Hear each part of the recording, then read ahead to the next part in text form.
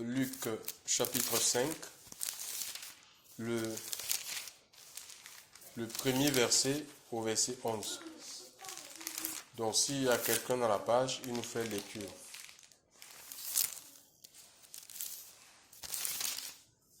Quand Jésus se trouvait auprès du lac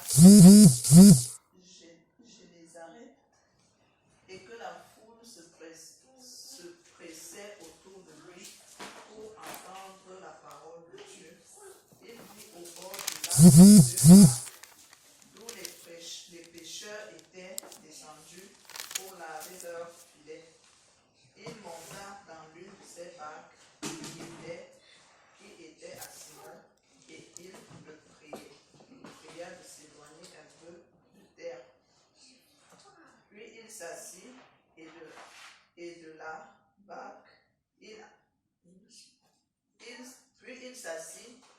de la barque, il enseignait la foule. Lorsqu'il eut cessé de parler, il dit à Simon, avance en pleine eau et jetez vos filets pour pêcher. Simon lui répondit, Maître, nous avons travaillé toute la nuit sans rien prendre, mais sur ta parole, je jetterai le filet. L'ayant jeté, il prit une grande quantité de poissons et leurs filets se rompaient. Ils firent signe à leurs compagnons qui étaient dans l'autre barque de venir les aider. Ils vinrent et ils remplirent les deux barques au point qu'elles s'enfonçaient. Quand il vit cela, Simon-Pierre tomba aux genoux de Jésus et dit, Seigneur, retire-toi de moi, parce que je suis un homme pécheur, car l'épouvante l'avait saisi, lui et tous ceux qui étaient avec lui, à cause de la pêche qu'il avait faite. Il en était de même de Jacques et de Jean, fils de Zébédée, les associés de Simon. Alors Jésus dit à Simon, ne crains point, désormais tu seras pêcheur d'hommes. Et ayant ramené les barques à terre, ils laissèrent tout et le suivirent. Gloire à Dieu. Donc ici, c'est Luc qui nous relate un événement auquel on peut dire qu'il a assisté. Luc était médecin de formation. Il a été appelé par le Seigneur.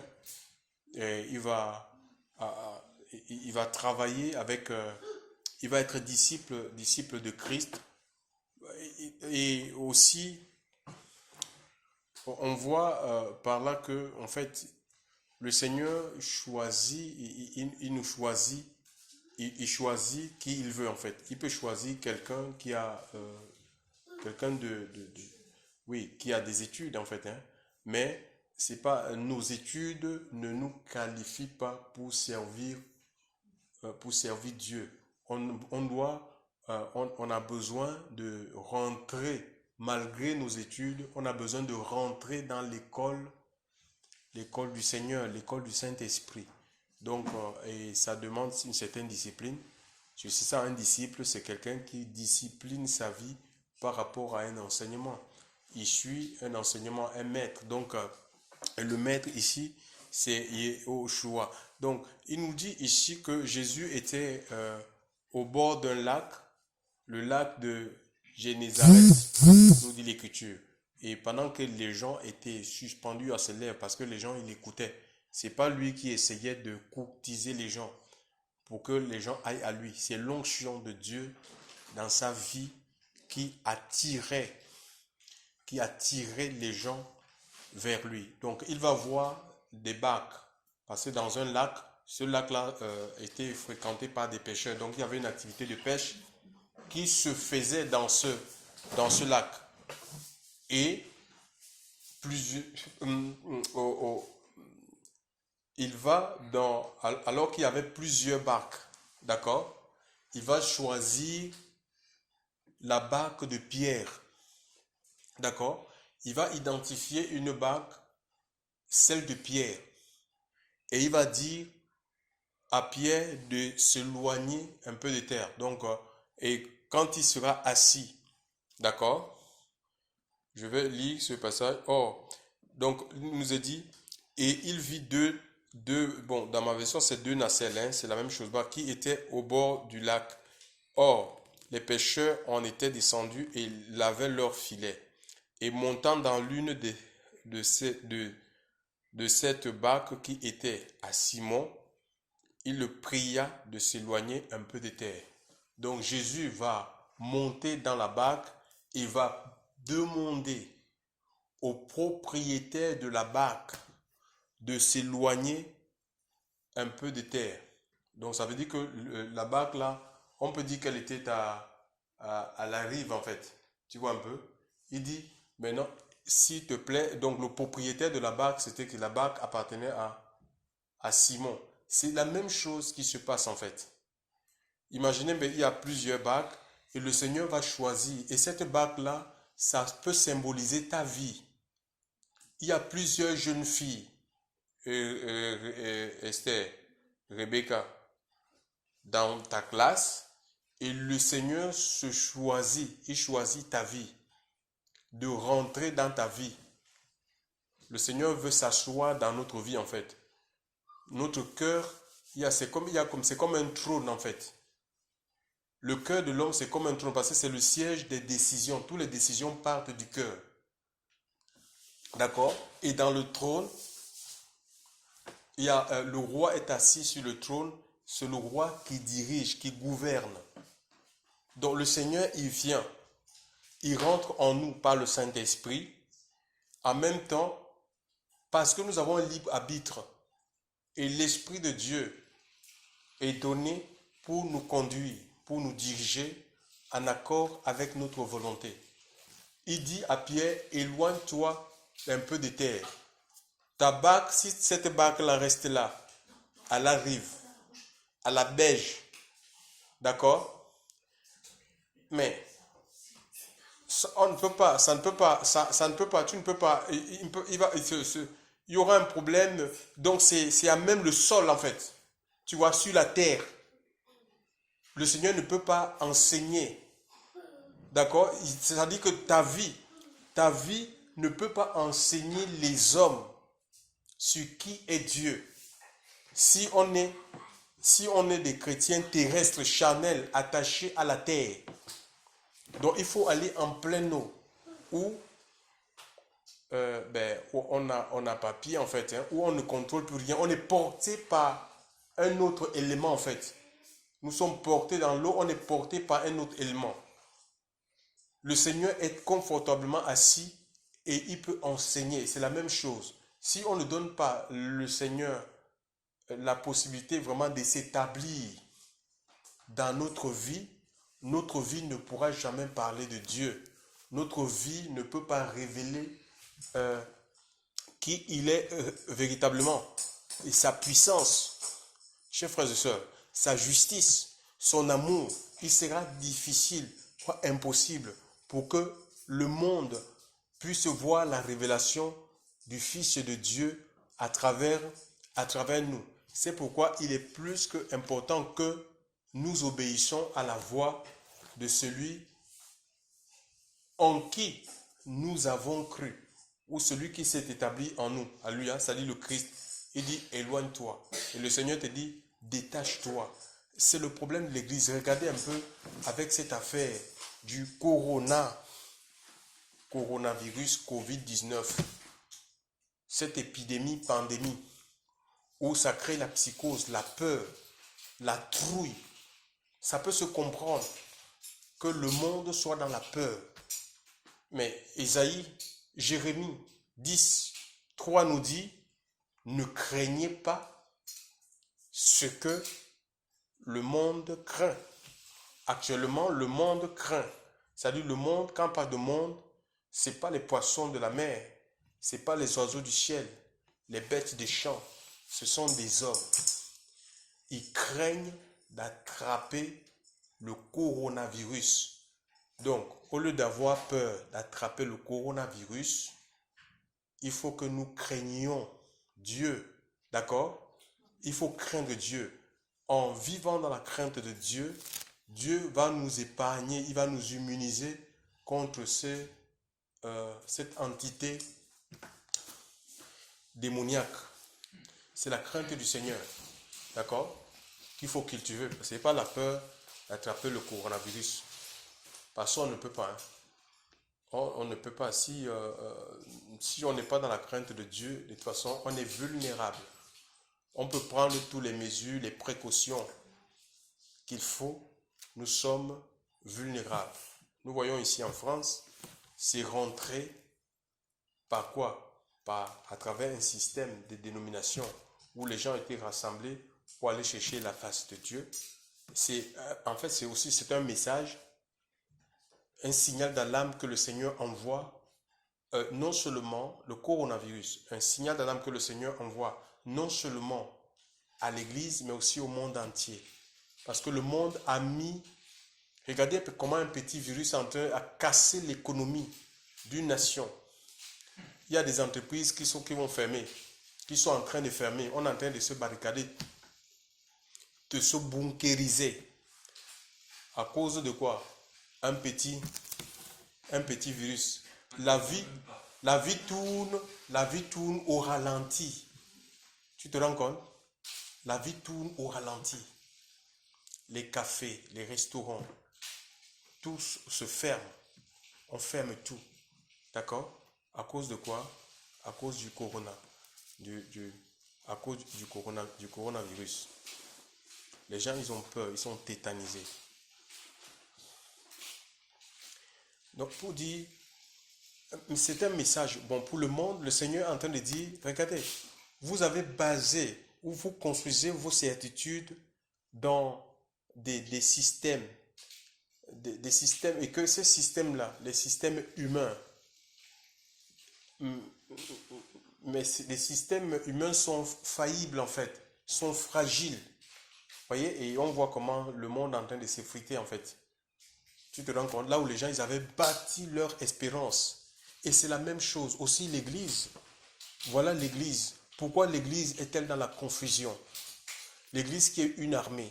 L'Église qui est appelée à affronter, à s'opposer, à réprimer, à tenser le diable. C'est ça la mission de l'Église. D'accord? Elle-même, elle est déboussolée.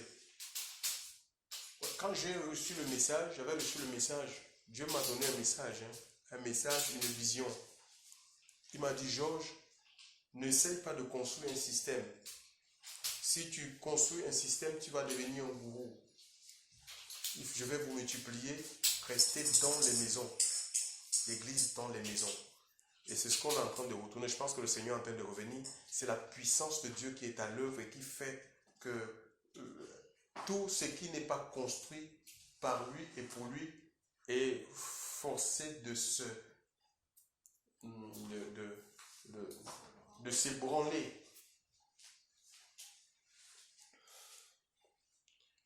Vous voyez, des grandes églises, on a nourri les âmes. On a nourri les âmes avec des prédications de la chair, des prédications qui tournent autour du corps, du ventre, les vêtements. Le monde, on a présenté aux gens le monde dans les assemblées. C'est frère, soeur. Et c'est le Seigneur qui est en train de montrer quand les virus rentrent dans des milieux chrétiens, au point où les gens sont infectés, mais c'est le Seigneur qui est en train de dire que ces endroits ne m'appartiennent pas. C'est pas que les gens qui fréquentent ces endroits ne sont pas, qu'il n'y a pas des enfants de Dieu dans ces endroits. C'est que, en fait, peut-être le système qui est construit n'est pas conforme à la volonté de Dieu. Mes amis, regardez le ciel. Il n'y a pas de maladie dans le ciel. Il n'y a pas le désordre dans le ciel. D'accord? Il n'y a pas de confusion dans le ciel, tellement il y a l'ordre divin. Parce que Dieu est sur le trône. Et la terre, pourquoi il y a tant? Et Dieu a voulu que l'Église, que l'ordre qu'il y a dans le ciel, que cet ordre-là se manifeste dans l'Église. Et pour cela, il a donné l'Esprit de Dieu. Et c'est l'Esprit de Dieu qui apporte l'ordre divin. Ça vient avec l'ordre divin. C'est l'Esprit de Dieu qui structure, qui assemble, alléluia, pour que l'édifice soit solide. Alléluia, pour qu'un ministère soit solide, il faut laisser que l'Esprit de Dieu puisse se construire. Hein? Premièrement, nos vies. Parce que ce qui est bâti par Dieu et pour Dieu ne peut pas être consumé par l'épreuve. Ça ne peut pas s'effriter comme je ne sais pas, un château de cartes. Ça va traverser les tempêtes. Le temps, c'est comme une maison qui est bâtie sur le roc. Les vents peuvent souffler. Les torrents peuvent se jeter sur cette maison. Elle va résister parce qu'elle est sur un solide fondement. Alors, les messages charnels ne peuvent pas rendre des gens spirituels. Ça n'équipe pas le peuple de Dieu. Si nous prêchons la chair, nous allons récolter la corruption. Et aujourd'hui, les prédicateurs sont en train de récolter ce qu'ils ont eux-mêmes sémé. Je bénis le Seigneur parce qu'en écoutant certains, les partisans de la prospérité, la doctrine de la prospérité, aujourd'hui, ils sont en train de recentrer leur message, de penser. Et c'est ce que le Seigneur veut. Il faut que, parce que Dieu c'est un Dieu d'amour, il faut que les hommes de Dieu, parce que la maturité spirituelle, ça dépend de Dieu et nous en fait. Nous sommes comme une terre. Donc ça peut aller vite. Si cette épreuve peut amener l'Église du Seigneur à repenser son message, on n'a rien à construire pour nous-mêmes. Pour une gloire vaine, passagère. Si ça peut amener l'Église, les hommes de Dieu, ceux qui sont mandatés, censés équiper l'Église. Dieu a fait des dons, apôtres, prophètes, évangélistes, pasteurs. C'est pour équiper les saints. Chers frères et sœurs, c'est pour équiper, chers frères et sœurs, en vue de l'œuvre du ministère, parce qu'on est sauvé pour servir Dieu. C'est pour équiper l'Église. Alors maintenant, si une Église n'est pas véritablement équipée, si l'Église n'est pas affermie, si l'Église n'est pas suffisamment formée au combat, formée pour résister à l'adversité, mais cette Église sera une passoire. Ça sera une Église passoire. D'accord? Il y aura des brèches, des ouvertures et l'ennemi va rentrer et il va détruire. Comme un loup qui va venir, il va disperser. Chers frères et sœurs, et coronavirus, c'est comme un loup qui vient et les gens sont terrorisés, ils sont paniqués, chers frères et sœurs. Ils n'ont pas pris l'habitude de prier, de se retrouver dans la maison parce que pour eux, oh là là, certains pensent que c'est une conspiration. Mais c'est une persécution que l'Église on est en train de vouloir fermer. Le gouvernement est en train ils font ça pour fermer les églises. Mais qui peut fermer l'église du Seigneur? Parce que les gens pensent dans leur tête, ils pensent que l'église c'est un bâtiment. On peut fermer des bâtiments, mais on ne peut pas fermer l'église. L'église elle est spirituelle. L'église c'est toi, c'est moi. On ne peut pas nous empêcher de servir Dieu. Parce que déjà nous servons Dieu par notre témoignage. Au quotidien, ce n'est pas porter la Bible et aller dans une chaire et se mettre à faire des enseignements. Ma vie doit enseigner le monde. Alléluia. Ta vie doit enseigner le monde. Je suis témoin de Jésus-Christ. Alléluia. Témoin de Jéhovah. Non, témoin de Jésus-Christ. Gloire à Dieu. Témoin de Jésus-Christ. Ma vie doit enseigner le monde. Et le Seigneur assis sur la barque, d'accord, il faut que l'Église sorte des messages, des prédications de la chair. Il faut que l'Église abandonne les messages. Vous voyez, ça a montré la limite du message de prospérité. Que ce n'est pas un message qui vient de Dieu. Quand j'entends le président Emmanuel Macron dire que les cafés, les restaurants, chers frères et sœurs, les boutiques de luxe seront, donc il appelle ça ça dit ce sont il parle des choses non essentielles seront fermées et que l'alimentaire, ce qu'il y a de l'alimentaire sera ouvert. Chers frères et sœurs dans le Seigneur, oui, parce qu'on a besoin de l'alimentaire pour pouvoir maintenir ce corps, le corps physique en vie. Des choses non essentielles, des choses auxquelles les enfants de Dieu sont attachés. On apprend aux gens à être attachés aux choses périssables. Alléluia. On les a enseignés à s'attacher au royaume à venir, à s'attacher à des biens spirituels, chers frères et sœurs. On les amène à s'attacher à l'argent, à chercher l'argent au lieu de chercher le royaume de Dieu, sa justice, au lieu de laisser Dieu bâtir l'homme nouveau en nous. Chers frères et sœurs, oui, le Seigneur veut s'asseoir. Le Seigneur veut s'asseoir, ça dit qu'il veut s'asseoir au sein de la communauté pour pouvoir enseigner. C'est lui qui enseigne. Chers frères et sœurs, mais qui avons-nous entendu? Qui entendons-nous? On a trop entendu les hommes. C'est ça, c'est les prédications charnelles, humaines, qui font que on est faible en fait. Face à l'adversité, on ne peut pas résister. Face à on peut réciter, on peut réciter les Écritures, hein, mais les certitudes, c'est Dieu qui met les certitudes en nous. D'accord? Hein? C'est Dieu qui met les certitudes en nous. La conviction, c'est Dieu qui bâtit ces choses dans nos cœurs et dans nos vies.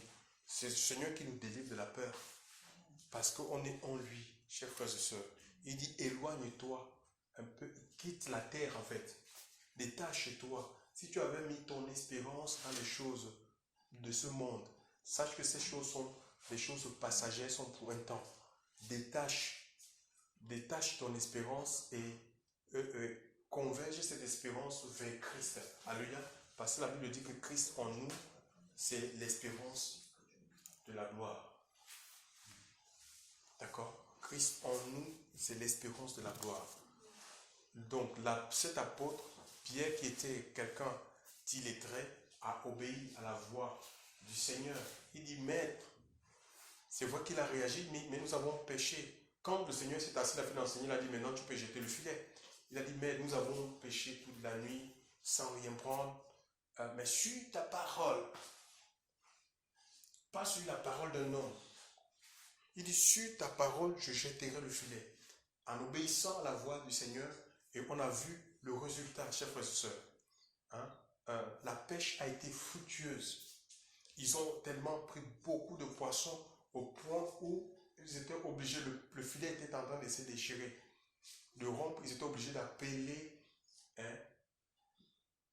leurs collaborateurs pêcheurs. Ils avaient des associés, notamment Jean et Jacques. Tous étaient pêcheurs de métier. C'était leur métier en fait. Vous voyez? C'est comme ça en fait. Aujourd'hui, regardez la guerre qu'il y a, la guerre des âmes. On discute les âmes. Parce que il n'y a pas, s'il y a réellement, il y a l'action de Dieu, mais on ne peut pas discuter les âmes. On va laisser les âmes, on les laissera libres. C'est ça, c'est parce que il n'y a pas, c'est des efforts qui sont personnels. Et on est obligé de retenir les âmes, de s'accaparer des âmes. Chers frères et sœurs, hein, chacun, on a fini de bâtir des paroisses à tout prix. Il faut rester ici. Et ça fait des faux enseignements. C'est ici. Comme j'ai entendu, connecte-toi à notre ministère. Tu seras sous la couverture. C'est très faux. Aucun ministère ne peut te couvrir contre le coronavirus. La Bible nous dit que celui qui demeure sous l'abri du Très-Haut, l'abri c'est une cachette. Alléluia. Dieu nous cache à travers le sang. Il faut croire dans le sacrifice de Jésus. Tu es couvert par le sang et demeurer dans sa parole. Alléluia. L'ombre, celui qui demeure sous l'abri du Très-Haut repose à l'ombre du Tout-Puissant. Quand Marie va poser la question à l'ange Gabriel, mais je suis, quand on lui annoncera cette bonne nouvelle, que voilà, tu vas être enceinte, tu enfanteras un fils, tu lui donneras le nom de Emmanuel, c'est lui qui sauvera son peuple de ses péchés. Parlant de Yahushua. Il dit, mais comment cela se fera-t-il? Je ne connais point d'homme. Il dit, le Tout-Puissant viendra sur toi, le Saint-Esprit viendra sur toi et l'ombre du Tout-Puissant. L'ombre du Tout-Puissant te couvrira. C'est pourquoi le Saint qui naîtra de toi sera appelé Fils de Dieu. L'ombre du Tout-Puissant te couvrira, te protégera. D'accord? Et c'est Dieu en fait. C'est la puissance de Dieu. Hein? On a besoin de compter sur la puissance de Dieu dans ces moments. C'est l'ombre de Dieu. Ce n'est pas ton père qui te garde. Hein? Ce n'est pas ton papa pasteur, ton papa apôtre. Je ne sais pas, il y a des gens qui parlent de couverture spirituelle. Aucun homme ne peut te couvrir spirituellement. Te couvrir, c'est comme si on te garde, on te protège. Ça veut dire que quand on te lance les flèches, les flèches là ne te touchent pas parce que tu es caché en quelqu'un et les flèches touchent la personne qui te couvre, qui te protège. C'est Dieu. Il est sommeil, il dort, même quand tu dors. Celui qui garde son peuple. Alléluia. S'il y a un abri à rechercher en ces moments, en ce temps-ci, c'est auprès du Seigneur. Ce n'est pas à travers une religion, à travers un système, un groupe quelconque. C'est le Seigneur, chers frères et sœurs. Mais pour cela, il faut quitte la terre. Détache-toi de la terre. Qu'est-ce qui t'attache à cette terre? Nous sommes là. Qu'est-ce qui te lie? Qu'est-ce qui nous lie à cette terre? On peut être là, il y a des fils. Il y a des fils invisibles. On ne peut pas les voir. On peut les cacher. Mais les démons n'ont pas du mal à voir ces fils. Il y a plein de fils invisibles qui lient les chrétiens, qui lient les hommes à cette terre. Et le Seigneur est venu briser les chaînes. Il est venu couper les liens de la servitude. Et ces choses nous rend esclaves, prisonniers. Chers frères et sœurs, il est venu pour donner la liberté, la vraie liberté aux hommes. Ah, gloire à Jésus. Ils vont jeter leur filet. Oh là là. Ils vont faire l'expérience de la pêche. Ils vont expérimenter ce qu'on appelle l'expérience de la pêche miraculeuse. Des poissons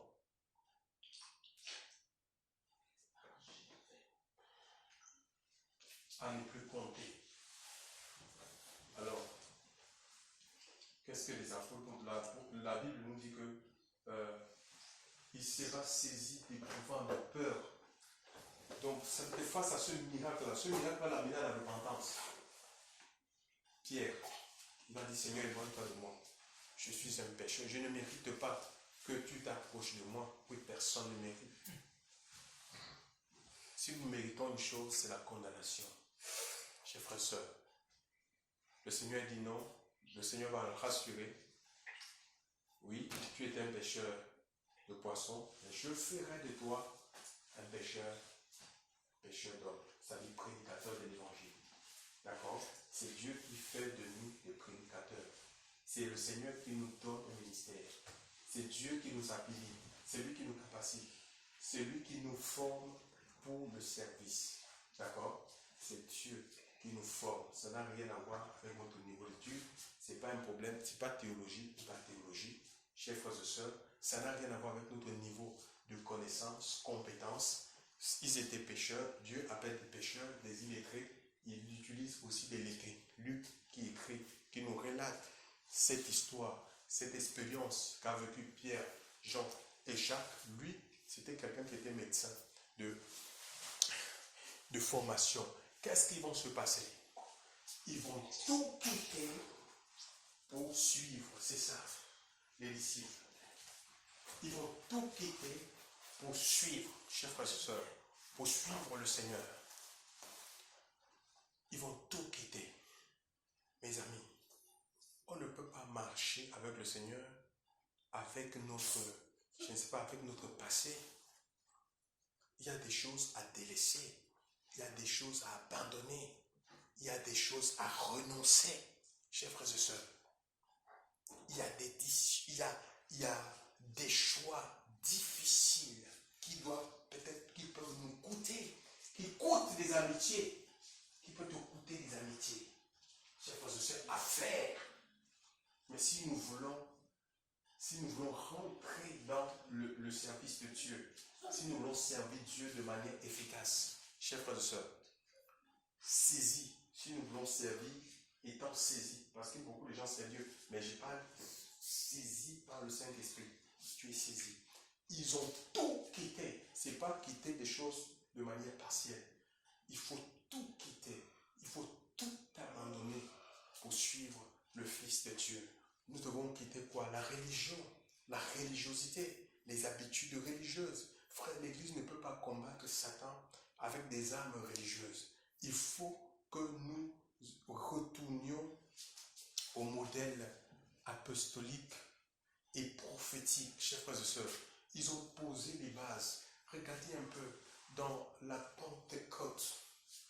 Dans le jour de la Pentecôte, il y a eu l'effusion de l'Esprit sur les 120. L'apôtre Pierre a prêché ce pécheur à qui le Seigneur a dit: je ferai de toi pécheur d'homme. Il va prêcher, chers frères et sœurs, une prédication simple, mais loin de l'esprit, puissant. D'accord? Tu n'as pas besoin d'aller étudier l'oratoire comme les politiciens pour jouer avec des mots. Hein? Non, chers frères et sœurs, tu as besoin d'être saisi par l'Esprit de Dieu. Tu parles avec tes mots, mais tellement c'est puissant, c'est fort. 3000 personnes vont répondre à l'appel de Dieu. 3000 personnes vont quitter la religion juive, les traditions humaines. 3000 personnes vont abandonner la magie. Ils vont donner leur livre, le fétichisme. Ils vont se détourner des péchés pour s'attacher à Christ. Ils vont se repentir. Ils vont se convertir. Chers frères et sœurs, alors, moi je ne suis pas en train de voir Pierre en train de dire: oh là là, ils sont 3000. Mon ami, là on va construire, essayons de construire quelque chose, un bâtiment pour retenir ces personnes. Ils ne l'ont pas fait. Appel de fonds. Hein? Il n'a pas dit: maintenant on va faire un appel de fonds pour construire. On va construire quelque chose qui va rivaliser un peu ces pharisiens pour leur montrer que nous on a Dieu. Non, chers frères et sœurs, parce qu'ils avaient compris que c'était eux le nouveau temple. Ils avaient reçu la révélation qu'ils étaient le nouveau temple. Ils n'avaient pas besoin de construire un autre. Ils avaient compris que c'est l'Esprit de Dieu qui structurait, qui s'occupait des âmes. Ils n'avaient pas à retenir les âmes, chers frères et sœurs. D'accord? Ils avaient compris cela, chers frères et sœurs. Pourquoi est-ce qu'on ne peut pas procéder comme eux? Laissez Dieu construire les vies. On a besoin d'être construit spirituellement. C'est spirituellement, ce n'est pas un bâtiment qui nous protégera. Chers frères et sœurs dans le Seigneur, hein? On a besoin d'être outillés dans notre vie intérieure, en sorte que, rempli du Seigneur, à n'importe quelle heure de la journée, je peux être saisi, porté pour combattre. Chers frères et sœurs, j'ai la force, alléluia, de témoigner Christ. J'ai la force de vivre Christ. Il faut que nous retournions, chers frères et sœurs, à l'église originelle. Écoutez-moi bien, l'église naissante, et ce qui est écrit, c'est tout ce qui est écrit, c'est pour notre instruction. C'est pour notre instruction. Il faut que nous plongions nos regards. Comment est-ce qu'ils ont fonctionné? Retourner au message, le message apostolique. Ce message qui a été prêché bien avant que Christ ne vienne par Jean le baptiseur dans le bord du Jourdain. Ils ont annoncé la repentance et le pardon des péchés. Écoutez-moi bien. Et c'est ce qui est dit parlant de Jésus, en fait. Dans Luc 24. Regardez ce que Luc 24 dit. Luc 24. Oh Seigneur.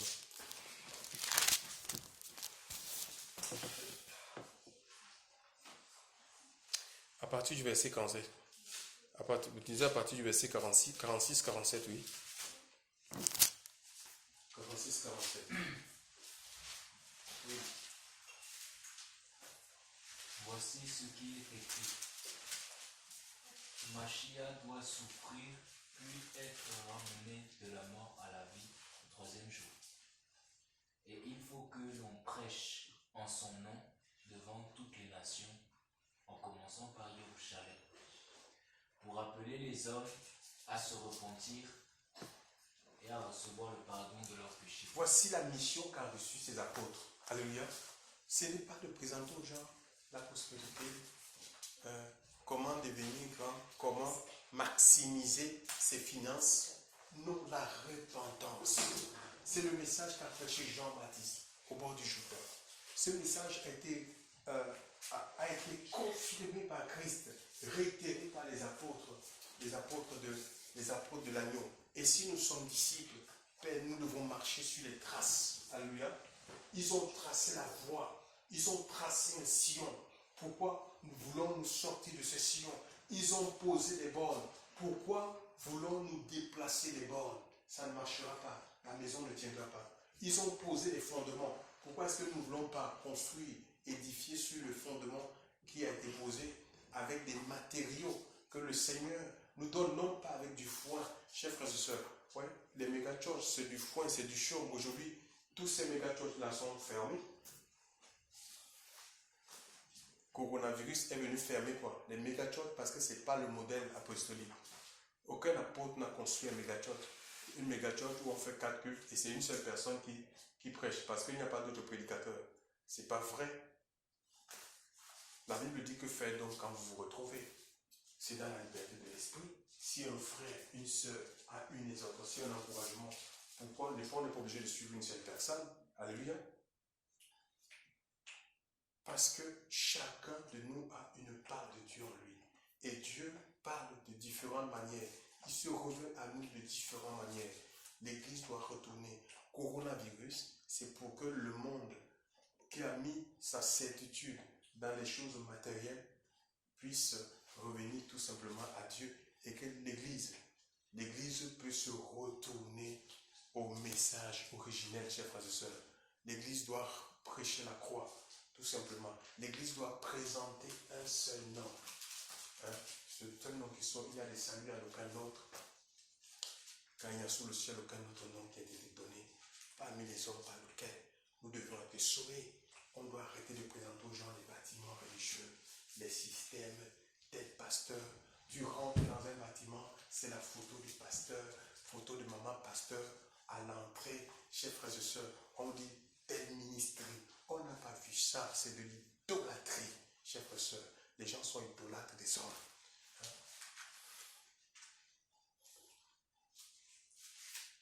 Il faut retourner au message originel, le message de la croix. C'est ça qui rend les gens puissants. Si c'est des messages qui sont charnels, elles sont dénuées de force, elles ne peuvent pas nous rendre forts, elles ne peuvent pas nous amener à la maturité spirituelle. Chers frères et sœurs, nous serons des fans d'un mouvement, d'une organisation. Et Dieu veut des disciples. Alléluia. Pierre, Jacques ont quitté tout pour suivre Jésus. C'est-à-dire le disciple, c'est celui qui suit le maître. Et le Seigneur te dit ce soir, ne suis pas les hommes. Suis le maître. Suis la voie de l'esprit.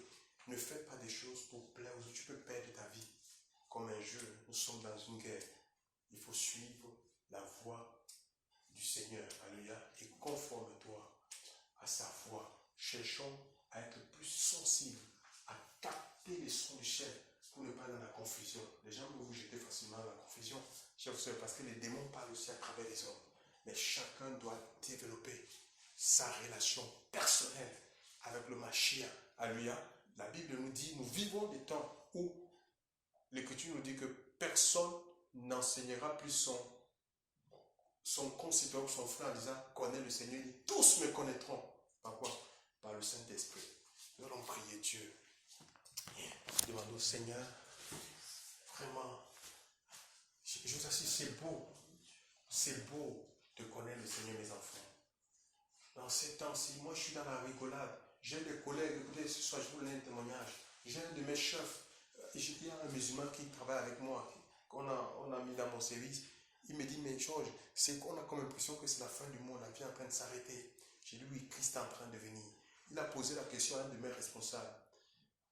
Il dit, est-ce que vous savez même là où vous allez partir si vous mourrez? Il dit que là, je suis complet, je ne sais pas. Je ne sais pas. Tu es allé dans l'enfer ou le paradis? Il dit que là, je ne sais pas. Je lui ai dit, chef, je sais que je n'ai pas le droit de vous parler de Jésus ici, mais sachez que vous pouvez savoir si seulement votre destination finale, si vous acceptez Christ, il peut mettre cette certitude en vous. Il faut recevoir Jésus dans votre cœur comme sauveur, Seigneur personnel. Vous allez trouver le pardon de vos péchés. Je dis, vous allez trouver le pardon de vos péchés. Après, il me dit, mais oui, mais s'il me pardonne, après je retourne encore. Est-ce que c'est normal? Je dis, non. Le pardon du Seigneur est libérateur.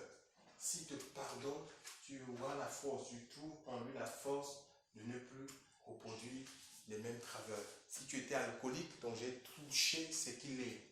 Je ne sais pas, j'ai seulement lancé comme ça. Si tu es alcoolique, il te délivre de ça, il va briser ses liens. Parce qu'il y a des liens comme ça. Tu prends des résolutions, je vais arrêter, mais tu reprends. J'ai dit, tu peux l'invoquer, que le Seigneur brise ce lien spirituel, que tu peux l'invoquer dans ta maison. Les gens ont peur, chers frères et sœurs, parce qu'ils sont vides, ils n'ont pas Dieu. Et c'est une grâce de le connaître. Ceux qui le connaissent, ils jouent. Ils jouent. Je suis avec l'expérience. Il n'y a pas que les gens dans les bâtiments qui ne connaîtront pas l'enlèvement. Même les gens qui disent être sortis des systèmes, qui sont églises de maison, là, beaucoup vont rester en fait. Parce qu'ils ne veulent pas conformer leur vie. Quoique connaissant la vérité, ça ne les arrange pas en fait. Ils veulent continuer à vivre dans le monde, à vivre dans le péché. Chers frères et sœurs, c'est un gâchis. Puisque le Seigneur nous aide, c'est difficile de marcher dans la sainteté, de prendre position pour Dieu. Mais ça vaut la peine. Ce n'est pas impossible. Parce que nous pouvons compter sur son soutien. Chers frères et sœurs, prions le Seigneur vraiment qu'il nous visite, qu'il empuissante nos vies. Nous avons besoin de lui. Nous avons besoin de sa présence. Dans ces temps, nous ne voulons pas avoir peur comme le monde. Le monde est terrorisé. Chers frères et sœurs, même les grands de ce monde, ils ne savent plus où mettre la tête. Ils prennent des décisions, même parfois on prend ça la confusion de sortir, pas sortir, aller voter. On ne comprend plus rien. Ils sont complètement démunis, chers frères et sœurs. Mais le Seigneur est là, chers frères et sœurs, et il est le maître des temps et des circonstances. Alléluia. Le cours des événements, c'est lui qui les contrôle, et toujours en sa faveur. Je crois qu'il y a un message pour l'Église, et cette Église doit se réveiller. On va prier déjà pour nous, que le Seigneur nous fortifie intérieurement, et qu'il se réveille puissamment à ses enfants.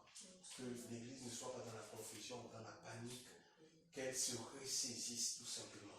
Alléluia. Que l'Église se ressaisisse. Que l'Église se ressaisisse. Que les gens maintenant, c'est des moments où les familles doivent se retrouver dans la maison pour chercher Dieu. Le Seigneur a dit là où deux ou trois sont assemblés à mon nom.